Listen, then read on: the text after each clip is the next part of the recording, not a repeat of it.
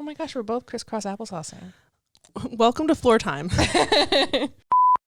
Abby and Kat were born in 1997 and became best friends when they were 6. Grew up together and started a band and bonded over music ever since.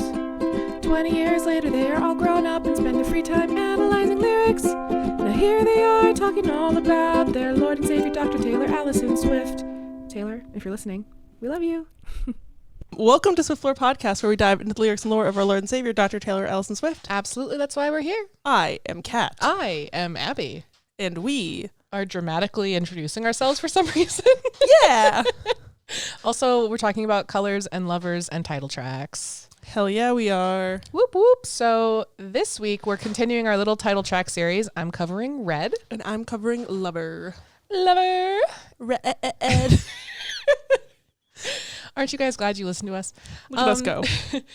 And also, I'm celebrating a little bit tonight because I handed in my final assignment of the semester, which means I have one semester left of graduate school. Look at Abby go. And I'm so excited. This has been such a cool journey. And Hell yeah. half of it has been documented on the internet through this podcast. I know I don't talk about work very much, but it's there. This is who Working. I was. This was a moment in time. Speaking of a moment in time, the Eras Tour is over. I know. I'm sad about it. Yeah. I haven't processed it fully. And seeing people posting about it, like Cam's post. Yes, all the dancers' posts have been so cute. Yeah, and then Taylor just doing It was rare I was there. just 9 words just took my heart right out. Ugh, That's so wild. It's crazy because this podcast wouldn't exist without the Eras Tour. That's so true. Yeah, literally we re-entered our Taylor phase with a vengeance because we were going to see her. Mm-hmm. And then our first episode was our surprise songs. Yeah. That's crazy. It is really wild. So if you are here, thanks Eras Tour. Yeah. What a excellent accomplishment that's been for her, for her dancers, for everyone on the team, the band, the Crew, everything, the little guy in the Roomba, the economy. Okay, 2 different trains of thought, but I'm here for it though. I was going niche. I was niching down. You were niching up. We've covered all our bases now. Yeah. Yeah, some people were upset that the last 3 nights she did the same outfits every night because she was filming. Yes. There's gonna be an Eras Tour documentary, obviously, right? For sure. And there has so to be. I'm thinking that there's also gonna be Eras Tour movie part 2. Yeah. That will include the Tortured Poets department. It has to. It has to. It a makes the deluxe most sense. edition. Exactly. I hope that she does a live album for the Eras Tour. I think it would be so iconic of her. Yeah. Because she hasn't done a live album since the Speak Now World Tour. That's true. I think she should. I think she should, and I think it would actually be the most iconic to ever iconic. It would. So Taylor, I know you're listening. Taylor, we're putting this idea in your head for the first time ever. No one else has ever mentioned this. I had multiple thoughts about the end of the Eras Tour. Someone made a diagram of all her outfits, and there were only 2 that were missing, and we were all really hoping. She had the combinations of all the colors. The 2 1989 sets that never came to be. Yeah. So that was the first thought. Second thought was that the last night of the Eras Tour, I had a migraine, and I was also watching my mom's dog. Hi, Jess. I love you very much. And I like that he's listening. He's listening for sure. And so I had a migraine. I ended up passing out at 8 p.m. and the Eras Tour started around then. But then I woke up peacefully, no longer afflicted with the migraine at 1 a.m. When the Eras Tour was ending? Just in time for the surprise songs, baby.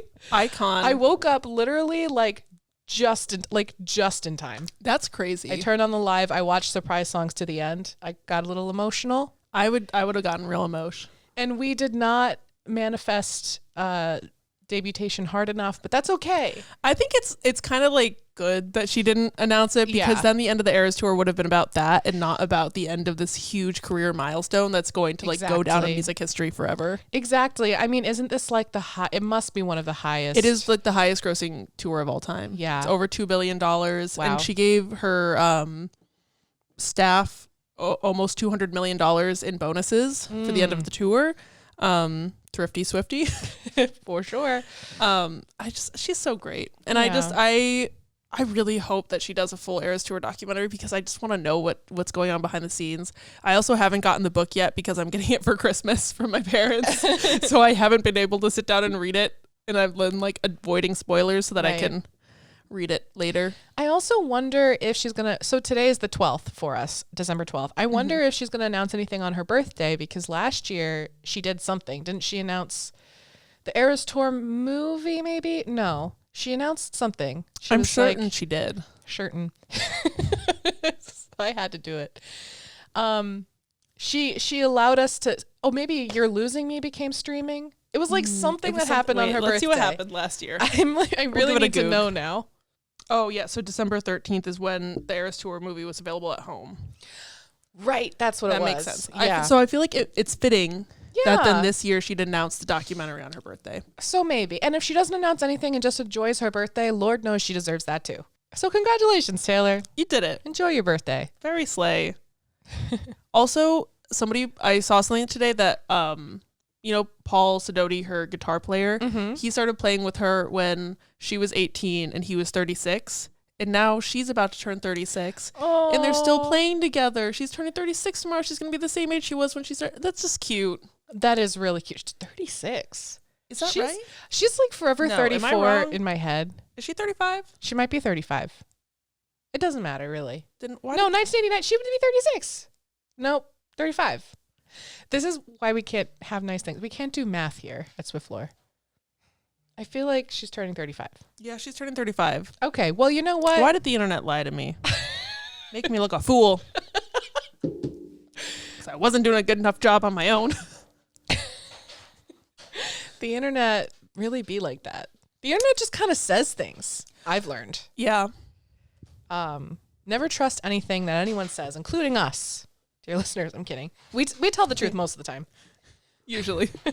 Well, I was researching my song today, and I was trying to research the surprise songs, and different places listed different things. And so I had to do legitimate, more research than I usually do to get to the bottom of this. Because one of the things said it only been performed 3 times, and we'll get to that when I talk about it. And then another place was yes, 3 times, but it was a different 3 places. Found out 4 places, to my knowledge. And that just makes me think of how many times I've just blindly trusted these websites, and we could have been spreading false information about the live performances. I know, especially for the Eras Tour, because setlist.fm doesn't count mashups as when they're things. So if there's a song that's been played, I would always look up, I think Variety has an article of all of Taylor Swift's surprise songs and all the cities and stuff. So I'd look on Setlist FM to see when it was a surprise song in different places in the past, and then I'd have to look on there for the mashups. It's hard work that we do, you guys. We do research. We Google several things. I had 5 tabs open. Used so many. 3 of them. Wow. So I feel without further ado, should we get into it? I think so, and I think I should go first. I agree. I don't have too much to say about this song. Even the front matter stuff is pretty light. The lyrical analysis is pretty light. That's just what it is.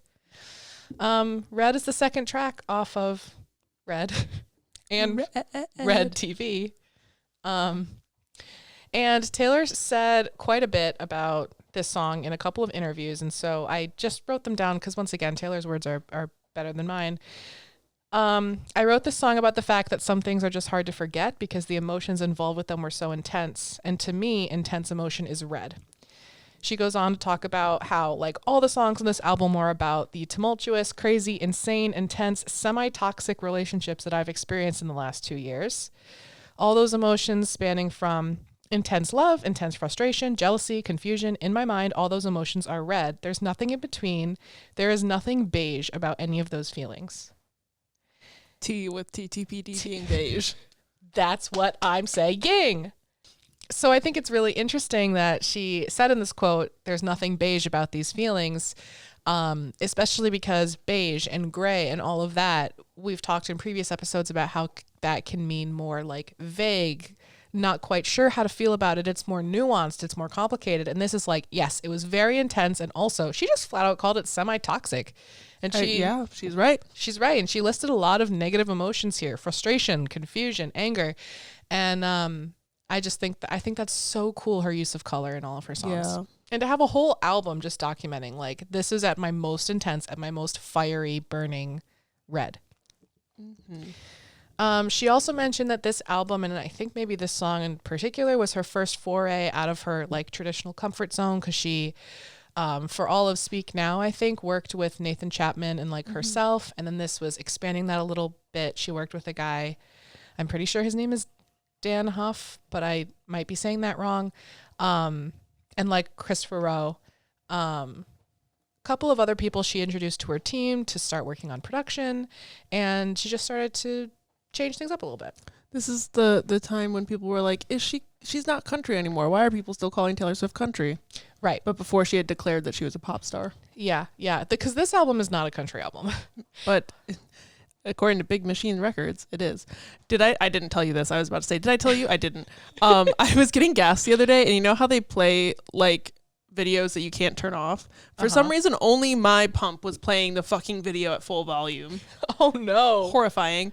And then it was like a country artist. Horrifying. And then it was some greasy, like, this dude did not look like he had showered recently. He looked so like gross and like unkempt. And he's like, talking about his music, and I look, and it's fucking Big Machine Records, and I was like, oh, how the mighty fall. This man, you could tell me that this man was like showing up for an 8 a.m. college class hungover, and I'd say yeah. Wow. No hate to that man, but hate to his record label, to Big Machine, and also to whoever his stylist is, because clearly the stylist hates that man.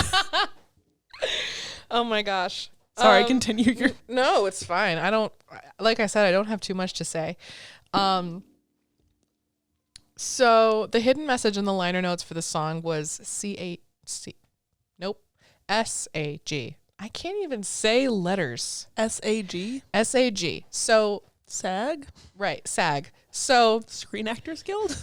So Swiftopedia was just like, you know who this song's about? A certain actor that's probably a member of the Screen Actors Guild. And I was like, I don't think so. But they also mentioned Sagittarius, which she mentions on the first track, Twin Fire Signs. So it's probably Sagittarius and not Screen Actors Guild, or just the word SAG. Maybe it's just a date because she was dating somebody older. She's like, you're sagging. That's my new headcanon. That's funny. She performed this song live for the first time at Wembley Arena in London for the BBC Radio Teen Awards. I forgot to write down the date, but it was in 2012. It was also part of the main set list of Red Tour. There's a music video that's footage from that tour. Mm-hmm. It was a surprise song on the 1989 tour in Columbus, Ohio on September 17th, 2015, which was around when we first started going to college. It is. Very interesting. And then it was also a surprise song on the Reputation tour in Pasadena, California on May 18th, 2018, otherwise known as My Dark Year. Just all of 2018. And it was performed 4 times on the Eras tour in Foxborough, Massachusetts, and that was May 21st, 2023, which was like right before us, right? Mm-hmm, the weekend before. In Melbourne, Australia on February 16th, 2024. In Liverpool, mashed up with The Manuscript on June 15th, 2024, which is interesting, but also The Manuscript is very red-coded to me. Yeah. And this song is obviously on Red, and there's a lot of All Too Well references in it. The Manuscript is very much like the situation of Red years later, looking back at it. Yes, that's how I feel about it too. Also, wasn't The Manuscript her last surprise song as well? Yes. Ow. I mean, oh my gosh, yes, because she opened the tour. The first surprise song was Tim McGraw, her first single, her first music that she ever released. And then the last surprise song ended with the most recent song that she's ever released. Yeah. And also The Manuscript is such a definitive ending song. Oh, it really is. Wow. She did that. I almost chose that for my song next week, but I didn't. Oh, you changed your mind? I did. Hopefully you didn't change your mind to what I changed it to. Because I started looking up the lyrics of The Manuscript and then the other song that I chose, and I was like, I wasn't in an age gap relationship. I don't think that I need to. Next week, spoiler, our theme is songs that sum up our year. And I was like, oh, I released a book. I'll do the manuscript. And then I was looking at the lyrics and I was like, maybe not. The last time it was performed. Sorry. Hey, you told me I was allowed to tangent, and now and I'm taking it and I'm running with that door. Far, far away from the point. We are. This was the one that like wasn't originally listed. I had to do some digging. It was mashed up with Maroon in Warsaw on August 2nd, 2024. Which I love. Red and Maroon. Love it. Love to see it. Critical reception. It was mixed. Rebecca McAtee of E! Online said, "We're not sure what color Swift's heart is, but we're sure it's pretty." Which I think is... I just love that quote.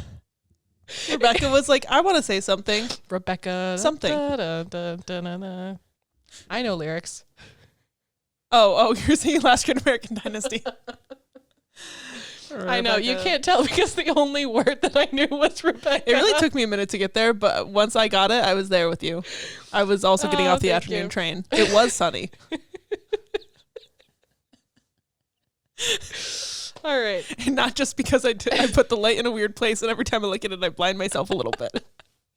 It's also a sunlight lamp, so it's extra. We've both had very long days. It's been a long year. All right. I have no personal connections to this song. It's a bop. Like, I have no qualms with this song. I don't usually listen to it, but, you know, when Red TV came out and I listened to the album just on repeat, I would listen to it and I'd be like, this is a bop. Bop is a bop. Bop is a bop. All right. Lyrical breakdown. So, loving him is like driving a new Maserati down a dead-end street. Now, I don't know a lot about cars, but I am familiar with that being a fancy one. Mm-hmm. Yep. And it go fast. They go vroom vroom. They sure do. Okay, I'm going to go on a tangent now. I brought my car into the shop yesterday, and like, here's the thing. They asked me questions, and I'm like, I don't know the answers to these questions. I don't know anything about cars. When people are just like, how do you not know what an SUV looks like? I'm like, I don't know. I know colors. Like, if you tell me it's blue, that goes better. Is it a big car? Is it smaller? I don't know. I'm really bad at this sort of thing. Fair. And so whenever they ask me, they're like, what's wrong? I'm like, can you figure it out? Something. Like, the car won't tell me. We're working on using our words, but we're not there yet. They're still nonverbal.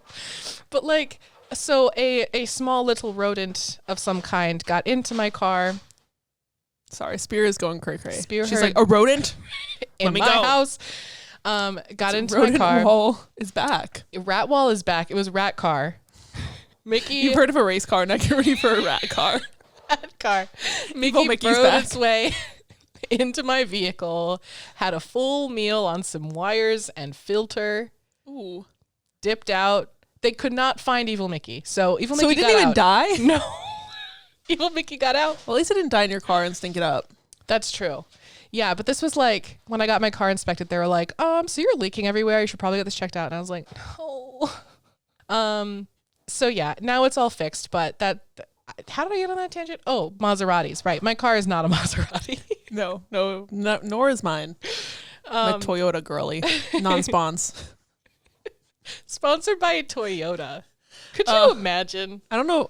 Like, we're white, but I don't know if we're white enough to be sponsored by like Toyota-thon. I think they would hear me talk about cars one time and say, oh, never mind. They'd say, you know what? That's the kind of person that drives a Toyota. The kind of person who's like, I just need a car that's going to go. And then Toyota, isn't their slogan, we'll get you there? I don't know. I don't know car slogans. I just watch a lot of commercials. I watch a lot of TV. Fair enough. So, Maserati, Dead End Street. This song uses so many metaphors. Mm-hmm. We love to see it. It's a simile. What? It's not. Yes, this is a simile. You're right. My notes are wrong.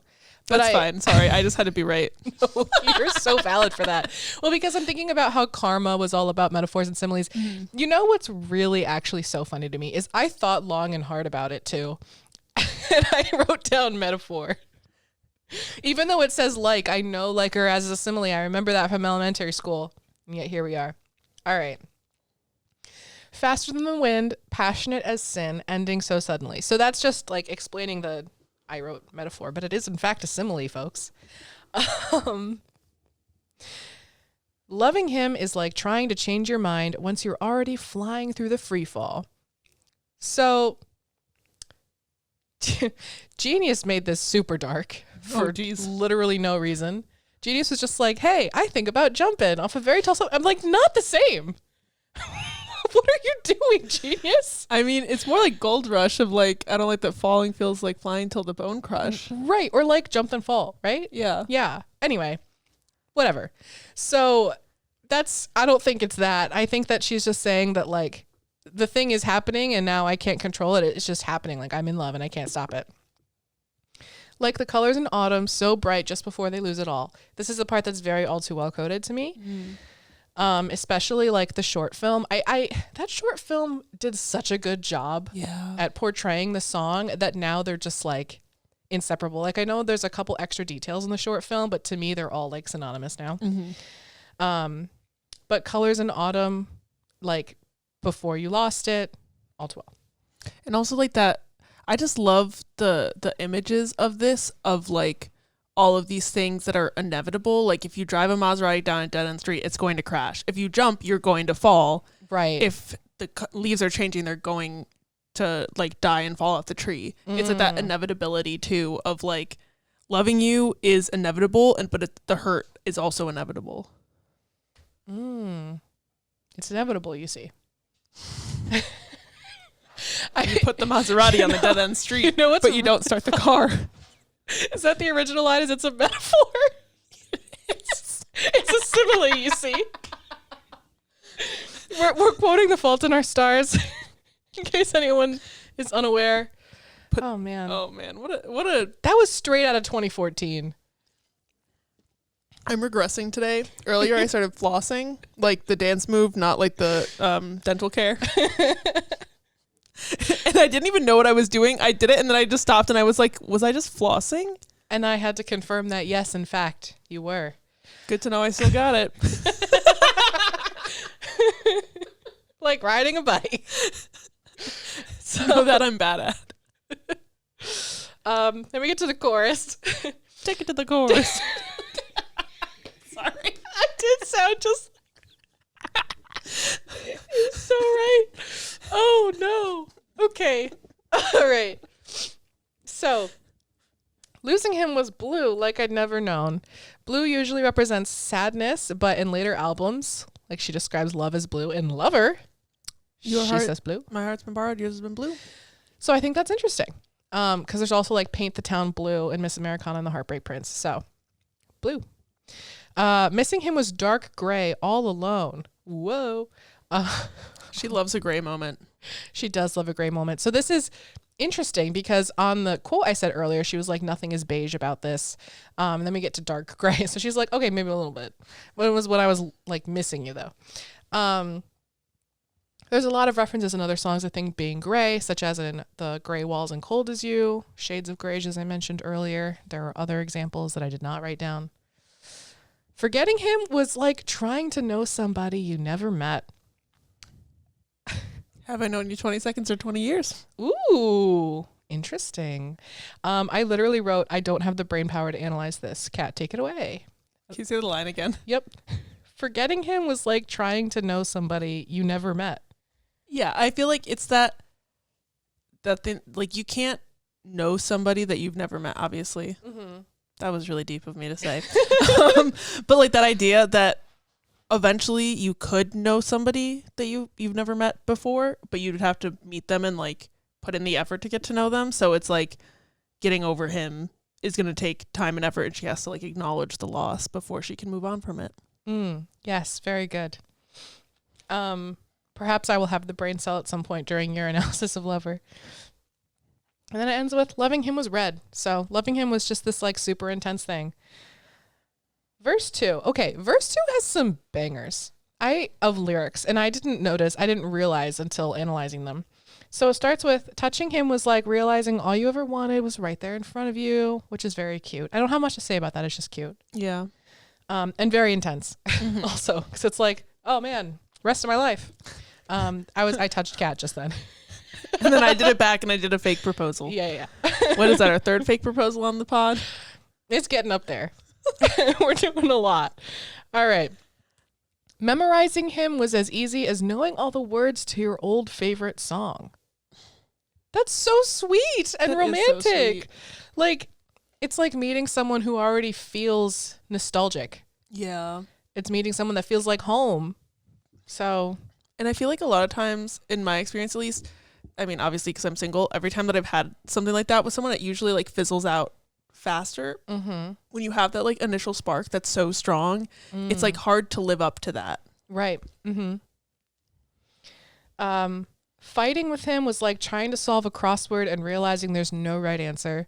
I read that lyric and I immediately just like started shaking in a violent rage. That would piss me off so much. Yeah. If you gave me a rigged crossword, don't ever do that to me.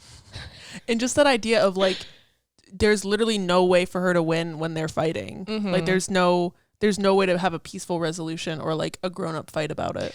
Right. Yeah. And then also it's another reference sort of to the All Too Well short film because they're doing little crosswords in bed. So presumably this is about the same relationship. Regretting him was like wishing you never found out that love could be that strong. Oof. All right. You said some things that I can't unabsorb from Chloe et al. Thank you. And then now that I know, I wish you'd left me wondering from Would've, Could've, Should've.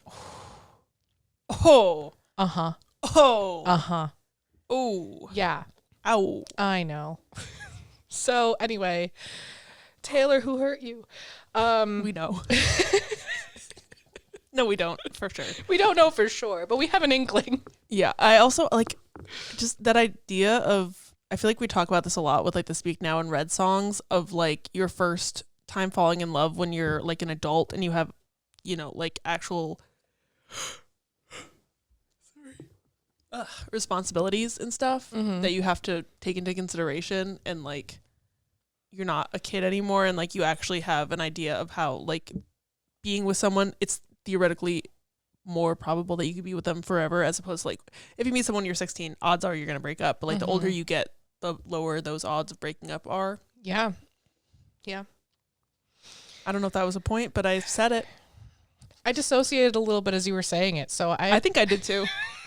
I don't know what you just said, but I'm sure it was words. I'm sure it was words. All right.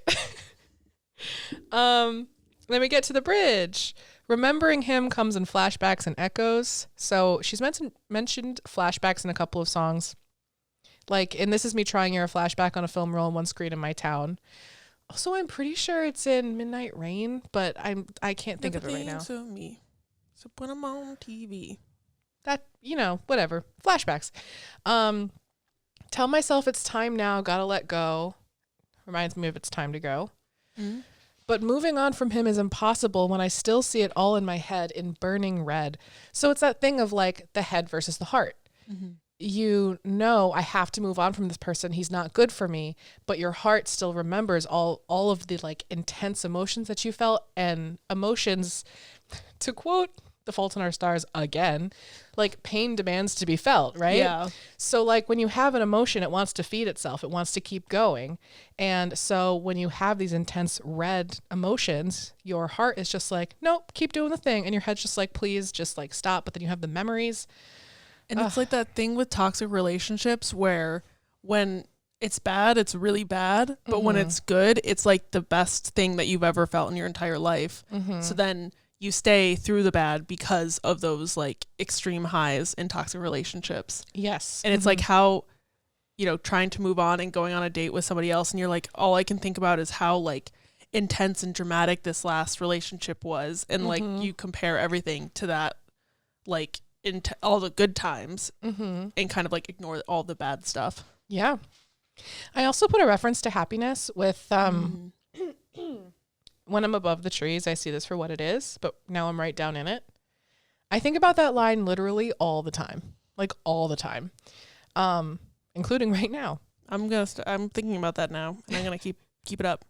Maybe I'll listen to Evermore on vinyl tonight. Ooh, that feels like where I'm at. It does feel kind of right, doesn't it? I'm thinking about watching BoJack Horseman tonight, so that's a different vibe. We're all here. We're all here. And then in the post-chorus, she adds, "That's why he's spinning around in my head." I don't have anything to say about that, but it's a new line, so I'm pointing it out. And then she ends with, "His love was like driving a new Maserati down a dead-end street." So it's Right back to the top. it's that thing she does a lot. And it's just, yeah, it's literally he's spinning around her head because she just went back to the beginning. Yep. The amount of time she ruminates in her songs and she uses repetition to show that, like in songs in general, you have choruses that generally are like the thesis statement of the song, but Taylor uses that typical song structure to show how when you're feeling a certain way, you keep feeling that way over and over again, and then you might process it a little bit, but at the end of the day, you still have those feelings. I just love this. I feel like one thing that's interesting, this is kind of a tangent, just like as I've been writing songs again lately, and like there's one song that I pulled a Taylor and I looped back to the top. Ooh. And I like didn't realize it until just now that that's what I did. Ooh. I don't know if I've done that before. I don't usually do that, but maybe I should use that technique. That was a SpongeBob. Anyway. My discussion question is also a bit of a tangent, but I feel it's an important discussion for everyone, and I really want to know everyone else's answers for this. So in school, like K through 12 school, you have all of your folders, right, of different colors. Are you asking what red was? What color is your red? Like, what subject is your red folder? I feel like I'm trying to remember. Mine was English. Interesting. Yes. I think mine was math. Interesting. Yellow was math. To stop. No, I'm kidding. I think the more I think about it, what did I use for red? I know that at one point, do you remember when I had those notebooks that I would write song lyrics in and I'd carry them everywhere? I had a red one junior year. So that's all that I think of when I think red notebook is I got like one of those spiral bound, like basic, like the $2 notebooks. And I doodled all over the front and all over the back. And the entire thing was just filled with song lyrics. And I would like be in class and I'd have like my notes out and then I would have my song lyric book out. And I would just write songs in class like every day. Amazing. Iconic of you. So that's what I think of when I think red. You were also in your red era because 2012 was like right around this time. Yeah. 2013 was junior year. This was probably like, yeah, because 1989 came out when we were seniors. I'd say it was in the red era that I was doing it. I had a blue one, and then I filled it up, and then I had a red one. That's so fitting for our songs today. Yeah, red was English for me. Yellow was math. Green was history. What? I will not be taking questions. I'm right. But green is science. Basic. Blue is science. Oh, my gosh. So... yeah, let us know. I love that was your discussion question. Well, I was like, I can't think of one, so I'm just gonna go a little abstract here. Anyway, that's it. That's red. Red. You know what I think we should do to celebrate red is I think we should hit the red button. Oh, Kat. I can't with you. I need this today. Okay, dance break. It doesn't take much convincing. Did I tell you I peer pressured my mom to go to book club summer camp with me? Really? That's Yes. exciting. I haven't peer pressured my mom to do anything as of late. But perhaps I should find something. What have you peer pressured your moms into, listeners? We're going to, it's like, so this local candle place called Fence by Design is doing so me and my mom went to their book club and they were like, oh, we're doing this like summer camp thing where it's like a Thursday to Sunday and there's going to be like camp activities. I can't believe this song keeps going.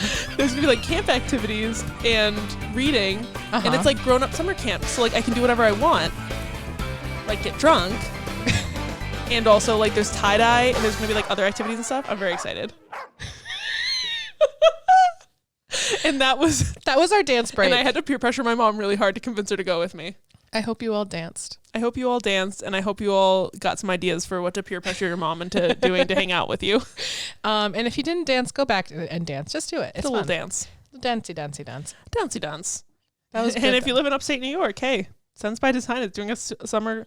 I think the owner called it Summer Club Book Camp once. She was like, I said it once wrong, and then she liked it, so that's now the name of it. Summer Club Book Camp. That sounds like me trying to say my Depressed Queens cool down playlist. I change the order of the words every single time. It doesn't really matter. The vibe is there.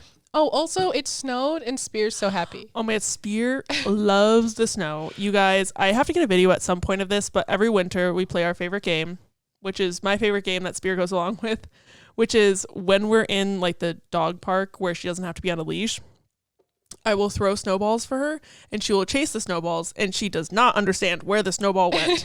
So she'll run and she'll start sniffing the ground and looking for the snowball. And then I, on the other side of the dog park, will make another snowball. And then she runs over to me and she's like, how did you do that? And then I throw the snowball again. And then we repeat this.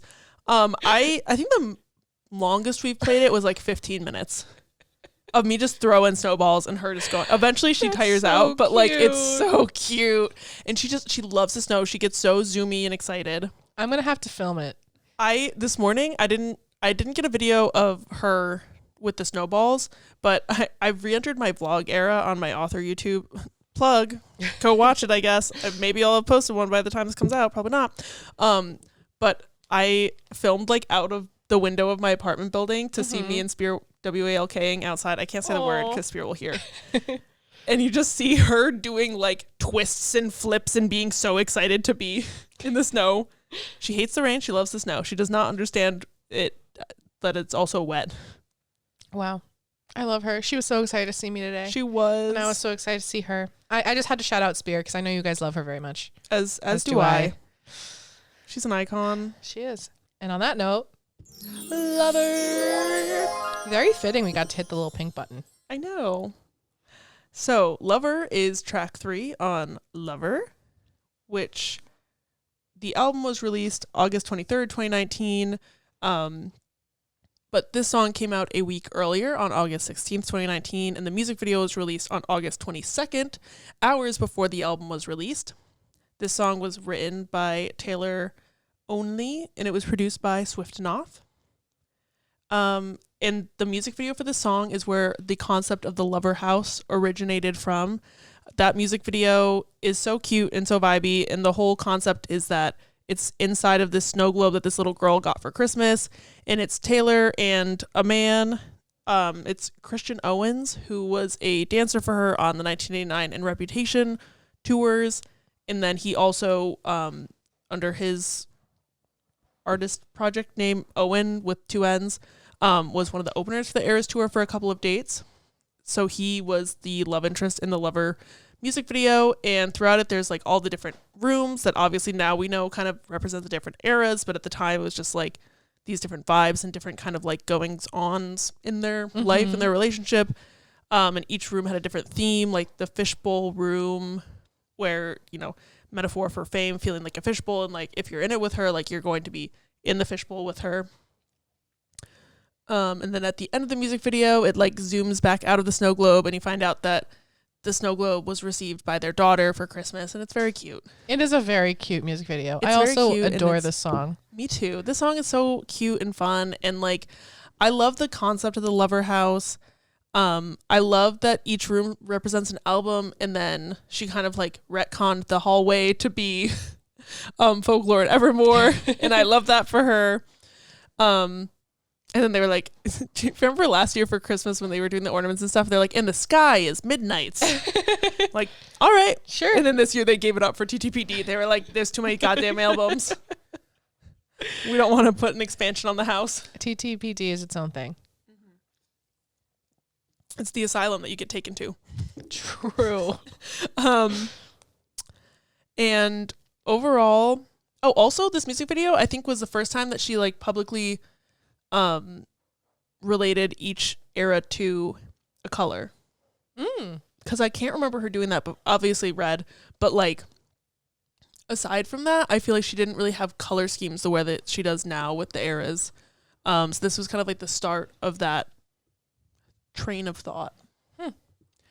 And overall, the critical reception of this song was very positive. A lot of people really liked it, especially after like Me and You Need to Calm Down were much more like bubblegum, poppy, very commercial, and this one was a little bit, you know, it's a different vibe, and it's a good vibe.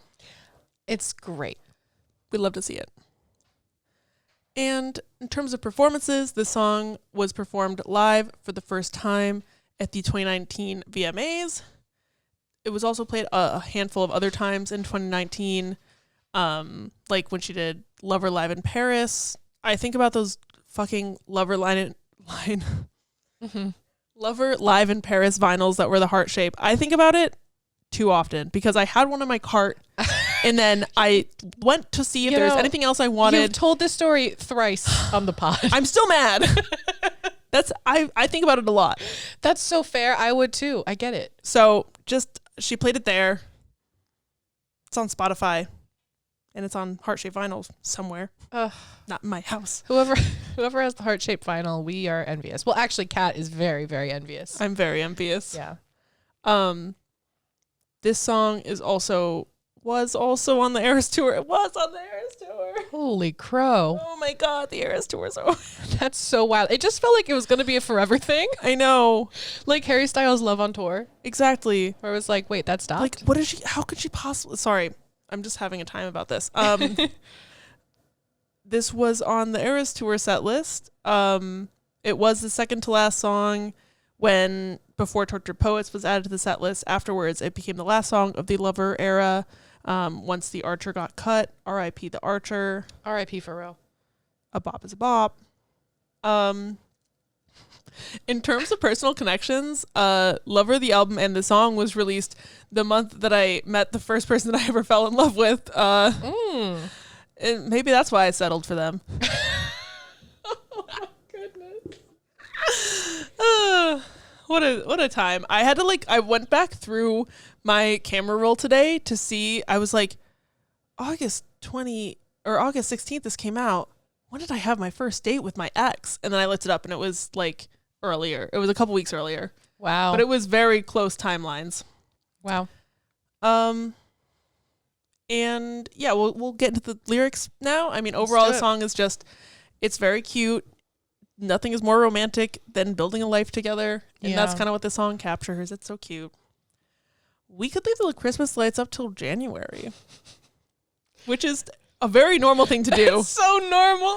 But that's the thing. It's like we are making that choice. It's like they are in it together with this seemingly stupid little task that like isn't that deep.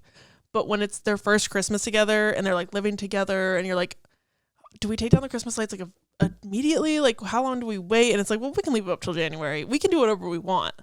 Like I wonder if one of them had like parents that were like, it's the 26th. We're putting things away. Right. To me, this feels like it's directly taken from a conversation that they had. Yeah. Like this is so specific. And it feels just like such a normal thing. But the thing is like once you have been with somebody for like 3 summers now, it's like the romantic moments aren't the big dramatic gestures and like running through the airport to say I love you. It's like deciding to leave the Christmas lights up and like having a little laugh about it. Right. The other thing that it makes me think of though is New Year's Day, because the whole point of that song is being there for January 1st after the party is over and cleaning up with this person. Yeah. Just saying we can leave the Christmas lights up till January. We'll still be together. Oh, and then also like they can leave the Christmas lights up because they're not having another New Year's party. This is like our house. Exactly. It's like the first year they had like this big dramatic New Year's Eve party and they were like doing all this stuff to be like not performative, but like show off a little bit. And now it's like, well, we could just have like a cozy little night and we can just leave the Christmas lights up and like we'll go out for New Year's. It'll be fine. Yeah. Cute. This is our place. We make the rules. Being an adult and like moving into a place is so fun. And then I assume that moving in with a partner adds like an extra little layer of like, oh my gosh, this is amazing. This is so cool. Like we get to make our rules. Yeah. Even moving in with a roommate. Yeah. Like just being able to like that first time you move out on your own or like start building this safe space, your home with someone is huge. It's just so cool because they're just like, we can do whatever we want. And there's a dazzling haze, a mysterious way about you, dear. And it's like as comfortable as they are together, she still feels like there's more to discover about him. There's still like something that he's just so gorgeous. She can't say anything to his face. And even just look at that face. 3 summers later, she's still dazzled. Promised to be dazzling. Yeah. have I known you 20 seconds or 20 years? It's so cute. Like when you click with somebody and you just feel very comfortable, so you can talk to them. Like you click with them and you just feel like, okay, I've known you for years. Clearly it's like, no, we met today. Right. Also, one of the first TikToks that we made on our TikTok. I literally had that written down. Okay. Yeah. Okay. Because when we made our TikTok, we had been friends for 20 years at that point. Now we're up to 22. Whoa. I don't know about you, but I'm feeling 22. We've known each other for a while. Long time. A long time coming, but also relating the lyric back to like come back be here, the feeling you can know so much without knowing anything at all. And that idea of like you can know somebody without knowing everything about their life. Like you can know kind of who they are and what they'll do to some degree without knowing like all of their backstory. And I feel like that's kind of what she's talking about here, is that idea that like there's still so much to learn and she gets to have all this time to learn about him, even though she already feels like she knows him. Can I go where you go? I love that line. It's so simple. It's so cute. And it's like she wants to go wherever he goes. She wants to stay with him. But we've talked a lot about how Lover as an album has like a lot of insecurity to it. And I think the fact that this is a question is just showing that insecurity of like, she's talking about, you know, like this cute domestic moment. And like, I feel like I know you so well. And like, I've known you for decades. And she's like, can I come with you? And it's just that insecurity of like loving somebody so much and just wanting to check in and make sure that they still feel the same. Yeah. Can we always be this close forever and ever? She doesn't want anything to change. She's asking him to like pledge that whatever happens in life, like they'll always be that close and they'll always be there for each other forever and ever. Which of course, you know, the forever and ever of it all. The song is very much giving marriage. It is. Take me out and take me home. Again, with like the whole idea of building a life with somebody, because it's, you know, and like they're always that close. They're always together. Like they live together. They're going places together. They're coming home together. They're debriefing. Why did I say it like that? That was great. They go out together. They come home together. They debrief on all the tea. You know, there's nothing like the post hangout where you talk about what happened at the original hangout. Yes. I feel like that's one thing I miss being single, is like having somebody to be like, okay, I have all of the tea and I know that you want to listen to it. Now you have me for that. That's true. But sometimes I'm like, I'm going to annoy Abby. But if I was dating somebody, I would annoy them more. This is why I'm single. You're my Lover. Death by a Thousand Cuts. Yeah. Yeah. Because losing him is like death by a thousand cuts. Lover. I love the choice of just like the word lover. Obviously she wasn't gonna be like my boyfriend. Imagine if the word boyfriend replaced lover. It would be so bad. That's a cursed thought. Yeah, I was just thinking, because like obviously like the idea of the lover also, you know, you call somebody your lover if you're like not married to them, I think is part of it. And then of course there's always the clandestine lover thing, but that's clearly not what she's talking about here. But I just think it's interesting to use the word lover as... Also, this whole song is gender neutral, right? That's true. A lot of her songs are. I just use he, him for the partner because right. Straight of it all. Because she's straight. But I just think that's nice. Verse 2. We could let our friends crash in the living room. Again, with the fun of like being an adult and having your own places. You can have your friends over and you can just be like, it's late. You can just stay on the couch, or like you drank too much, whatever. Like crash here. But also, again, with the we and our, like they have a life together. They're making decisions together. They have friends that they're like, they're shared friends, and it's not like his friends and her friends. It's their friends. Yeah. Love a domestic bliss moment. Also funny that she, like in this instance, doesn't have a guest room. She's like, you can take the couch. Maybe it's their New York place. It could be small. And it's very relatable to not have a guest room. So yeah. I appreciate that it's friends crash in the living room. Yeah. As my friend that crashes in my living room. Yes. You feel seen. But also having someone stay in the guest room is like no big deal. That's literally what it's for. But if they're in the living room, that means that like if you want to get a glass of water in the middle of the night, you're going to pass by them. If you have roommates, you probably can't have your friend just crash in the living room. Yeah, that's true. So like again, it's like this is our place. This is our place. We make the call. They make decisions together. Yeah. We love communication. And I'm highly suspicious that everyone who sees you wants you. What a cute way to be a little toxic. It's a pivot. That's a pivot. She's like, we can let our friends stay in the living room. It'll be cute. And also everyone who looks at you is a threat. And I'm ready to fight. Do the girls back home touch you like I do? Mm-mm. I've loved you 3 summers now, honey, but I want them all. It's just like the chorus. She's asking for forever and hoping that he wants it too. And I like that she's very clearly stating, like, I want them all. Like, I want to stay with you forever. Mm-hmm. She's asked in the chorus, like, will you stay with me forever and ever? And here she's saying, like, I'm asking because that's what I want. Just kicked my mic. It's fine. And then the chorus happens again. There's an extra little backing vocal after Take Me Out, Take Me Home with the Forever and Ever going on. So she's really just hammering that point home. And now the bridge, which very much is like the scene of a wedding. It sounds like vows. Mm-hmm. Did it take me like over a year listening to the song to be like, wait, these are wedding vows? Yeah, it sure did. I didn't say I was smart. Ladies and gentlemen, will you please stand? That's, what the officiant will say at a wedding right before the bride walks down the aisle, because you stand up for the bride. I don't know if it's like that in every country, but I know it is in America. In here, yeah. With every guitar string scar on my hand. First of all, banger of a line. Mm-hmm. Second of all, yes, this is a wedding vow. Clearly, like, will you take this person to be in sickness and in health? It's like with every guitar string scar on my hand.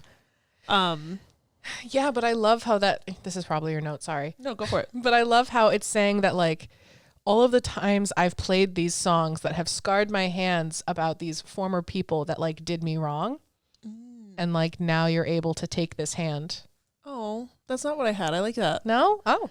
I just did a little throwback to Teardrops on My Guitar. And like that on our first album to like guitar string scars on my hands. Mm-hmm. Which I feel like ties into your point. Mm-hmm. Yeah. I would love to see it. I take this magnetic force of a man to be my lover. Magnetic force of a man? Fucking banger. My heart's been borrowed and yours has been blue. She's given her heart away before, but because it wasn't the right fit, it was only borrowed because she always got it back. And his heart has been blue. It's been hurt, but he isn't blue anymore because now he's with her. So his heart is red like it should be. It reminds me of wow, I literally just had it in my head and then I lost it. For me it's always you. I know for you it's always me. And I know places. Yeah. Love that. All's well that ends well to end up with you. This is a tangent. So All's Well That Ends Well is a Shakespeare play. And it's a fucking weird Shakespeare play. Not every Shakespeare play is as good as all the rest. This one, for example, is fucking weird. Basically, I couldn't remember. I knew that I read this in college, but I read it in a graduate level Shakespeare class where every single week we read a play. So not a lot penetrated into my skull. Basically, the plot of this is that there's this woman who's like kind of like a nurse kind of vibe, and she falls in love with a nobleman. And he's just like, I don't want you. And she's like, I love you and I will marry you. Mark my word. So then he goes to like the French court, I want to say, and she follows him there. And the king is sick. And she's like, King, if I heal you, you have to let me marry whoever I want. And he's just like, I'm sick, so sure.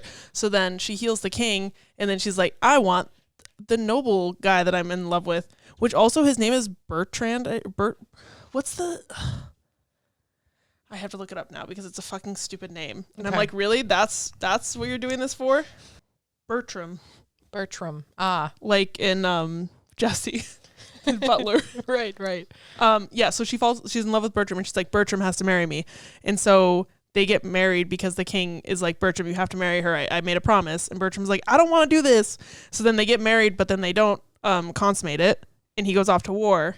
And then he falls in love with somebody else. But then she stalks him and then switches places with the person that he fell in love with so that they would have sex. Whoa. Which I'm like, wow, that's assault.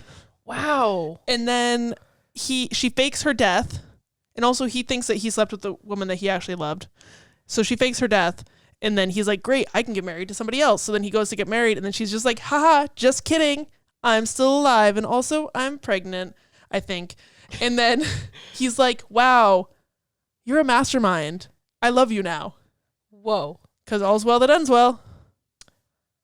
Wow. Yeah, so not really relevant. Shakespeare had a clunker. You know, it's kind of giving a little bit gender bent Taming of the Shrew in some ways.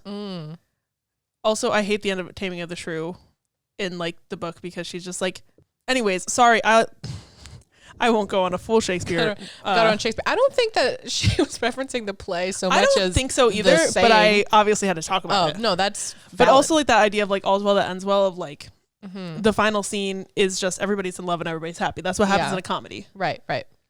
So I feel like if she was referencing a play, it was more like the idea of a comedy rather than that plot, which was fucking wild. Swear to be overdramatic and true to my lover. She's going to be herself. She's going to be overdramatic. She's going to be honest. She's going to be a lover. Yeah. And you'll save all your dirtiest jokes for me. It's such a silly little line, but it's the little things that matter in a relationship and when you're in love. It's like, yeah, the generic stuff of like, oh, my partner gets me flowers, or like we go on dates, whatever. But it's like the silly little things that's like, oh, I've heard this really funny dirty joke and I'm going to tell you because we always laugh about this. That's like shows the real love and like connection that you have, like these inside jokes and these things that are like your things. And at every table, I'll save you a seat. She'll always have space for him until so long, London. And they're always a pair as well. Yeah, because they, take me out and take me home. They're together until he left her by the heath like a bitch. That was so aggressive. Yeah, I'm an Aries. I have a lot of feelings. And then the chorus happens again, and there's just some extra my's. She also hits it with the darling, you're my. I love darling. Just a fun fact. Favorite pet name. No one's ever called me it, but that's one of my favorites too. It's a banger. Yeah. And then the song ends on You're My Lover. And I love the way that the song ends, because it's like all the production just kind of wraps up right behind her as she's saying lover. And it's just such a nice little bow on the end of this very cute little song. Wow. My discussion question is, when would you play this at your wedding?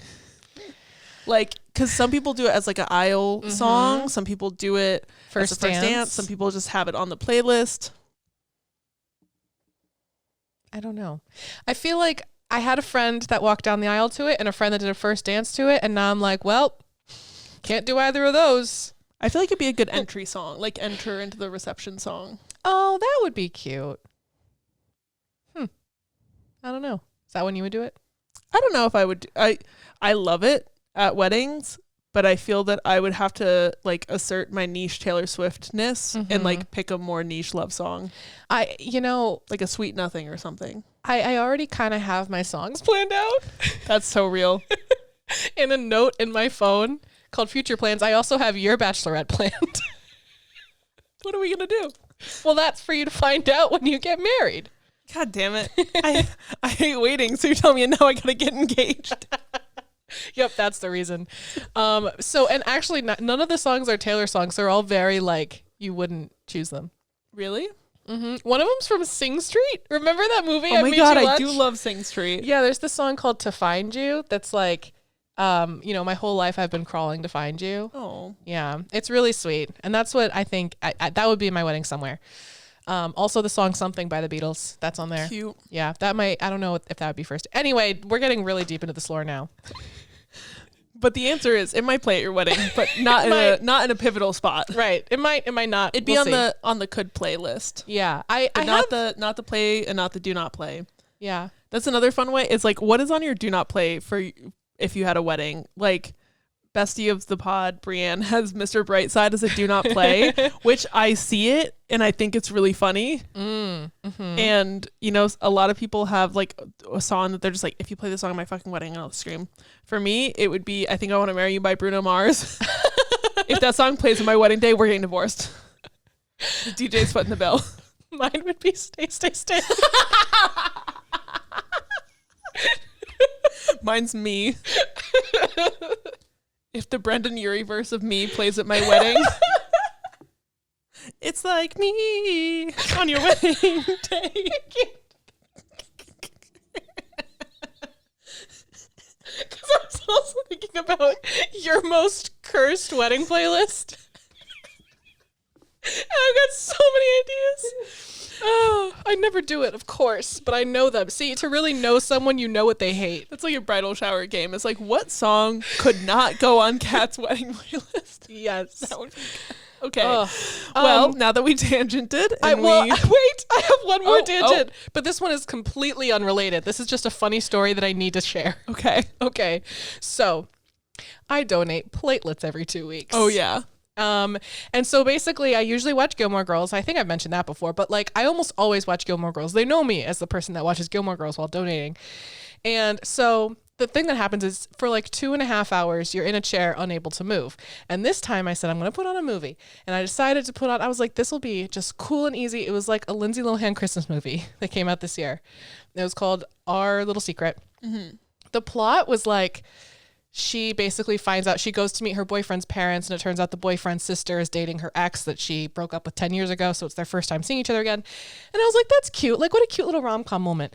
And so I'm like, perfect. We'll put it on. Kat, this got to my secondhand embarrassment. Oh no. There was a part where I was like, I need this to stop. Like, I need to fast forward or like look away at my phone or something. This is so uncomfortable and I can't move. I was locked in and I was like, why are you doing this, Lindsay? Why are you doing this? Lindsay, stop. Wait, tell me what was happening. Okay, so first of all, she's trying to impress the mother-in-law. The mother-in-law is Kristen Chenoweth. Oh my God, icon. And she loves like the sister's boyfriend, but hates Lindsay. But Lindsay's also not helping the cause. Like she shows up to this very fancy house in ripped jeans and like brings screw top wine. And then, she acts like she wears the younger sibling's coat to go Christmas tree shopping and there's gummies in them. And she was like, oh my God, food. And then she eats a bunch of the gummies and they're like, you know, weed, obviously. So then she's super high when they go to mass. Oh my God. And then they have her do a reading. Oh no. So she has to go and do a reading and she starts just quoting the song, celebrate good time, come on. And then when she gets home, she's really hungry. So she eats all the Christmas cookies. And so then in order to make up for that, she acts like the dog ate the Christmas cookies, but then the mom is just like, they're chocolate. We have to bring my 3-pound dog to the vet. So they go to the vet, and then Lindsay has to convince the vet to like fake do all the chocolate surgery on the dog. And I'm just sitting there like rocking in my chair, like, please, it keeps getting worse. That's Stop. like exposure therapy. It kind of was. It kind of reminds me of how I just watched a docuseries about the Stanford prison experiment. It's exactly like that, Kat. Because that would be my hell. Sorry to spoil that movie. That was all in like the first half hour, 45 minutes. That's the beginning? It starts oh like my that. God, that's like my nightmare is like being too high and being somewhere where I can't be high. Yeah, It's actually like, ugh. And then the fact that she like it all just stemmed from there with like eating the cookies, covering up it just kept getting worse. And like I will say that the movie did get better after that, but that was pretty brutal for me. If you aren't affected by secondhand embarrassment, then go for it. It's a cute little Christmas movie. But it was now so I know funny not to watch that. It was so funny that I couldn't move. I was like, this will be so funny later, but right now I'm extremely uncomfortable. That's so funny. Oh my God. So yeah, that was the last tangent. So thank you so much for listening, and thank you to our Swiftest tier patrons as always. We've got Bethany M, September, Ashley, and Liam. We love you all so much. We need one more Swiftest so that I can do the full Macarena. You hear that, folks? One more Swiftest. And speaking of Swiftest and also Swifter tiers, Yeah. this month's live stream is going to be a really fun one. I'm really excited for it. We're going to be doing the Taylor Swift song sorter quiz live, and we'll have kind of like a split screen moment where we'll have both of our quizzes going at the same time and like choosing things. So there's like 1,000 matchups or whatever. It takes and some like time. at the beginning it starts the same and then it kind of trails into different things. So that's going to be happening, I think, the 27th or 28th of December. Yeah, when we're in a cabin in the woods. We're having a little writer's retreat, just us and the dog. Very cute. On a lake. It's going to be so cute. It's going to be so TTPD coded. It's going to be awesome. I rented a sweater I signed up for Newly like on an impulse, and then the next day I saw the trend about the girl who sat in human shit on the subway in her Newly pants. And I was like, oh, Newly's on my For You page a lot. I wonder why that is. And the next day I saw that and I was like, oh, that's why. Oh, that's funny. But I got a really cute sweater. It's got little like bookmarks on it. So I'll be wearing that. Cute. So show up to the live stream to see the very cute, very expensive, very itchy sweater. Amazing. I also am going to edit this month us making gingerbread houses as some bonus content. I don't know how good it's going to be, but it's probably going to be pretty short. Like, we filmed a lot, but a lot of it's just us being very frustrated building gingerbread houses. Weird. Abby's much better at it than I am. We both did our best. So I'll put that on the Patreon as well. So lots of good stuff there. And also, we talked about maybe going live again at some point. I don't know when we're going to do that. Yeah, we might do a little live stream moment at some point. On Instagram. So that's for anyone who follows us. Mm-hmm. But it was really fun when TTPD came out. So we might do that again for something. Could be fun. So yeah. Maybe we'll do that while we're at the cabin. Cabin? What the fuck? Maybe we'll do that while we're at the cabin if we get bored. But I don't know. I'm excited about the book that I'm writing. I'm so excited too, because I'm also starting to really like dig deep into the book I'm writing, and we'll see how it goes. We're going to be out here. So my hint song for next week is Moral of the Story by Ash. And mine is Making the Bed by Olivia Rodrigo. Ooh. Interesting. It'll be a fun one. It will be. Yeah. So it's going to be us talking about our 2024s and the songs that sum them up. Yeah. If you want to see some clips of us or DM us or do whatever, you can follow us on Instagram at Swiftlore Pod. And well, you still can. You can follow us on TikTok at Swiftlore Pod. And then our Patreon is patreon.com/Swiftlore Podcast. But all the links are going to be in the show notes, and they're also on our Instagram. So just find us. And you should also give this podcast a 5-star rating. And if you're listening on Apple Podcasts, you should do a little review. We get really excited when there's new reviews, and also like getting 5 stars and like good ratings helps us get exposed to new people. So if you like listening, other people might also like listening. Yeah. So just saying. Apparently Patreon has a new feature now where you can like gift a Patreon subscription to a friend. Oh, that's fun. So I don't know if anyone's looking for a Christmas gift and really feels like they'd like the Patreon subscription. I don't know, but you could Patreon it up. Yeah. Or if you're listening to this and you want maybe a Patreon subscription, you could ask for Christmas. I don't know. That's up to you, but that's an option. Just saying. So we love you all very much. We do. I think that's it. I think it's time for a crispy high five. Okay. I'll unclasp my hands from around the mic. I don't know why I was sitting like that, but you know. Okay. That was crisp. All right. We'll see you next week. Bye.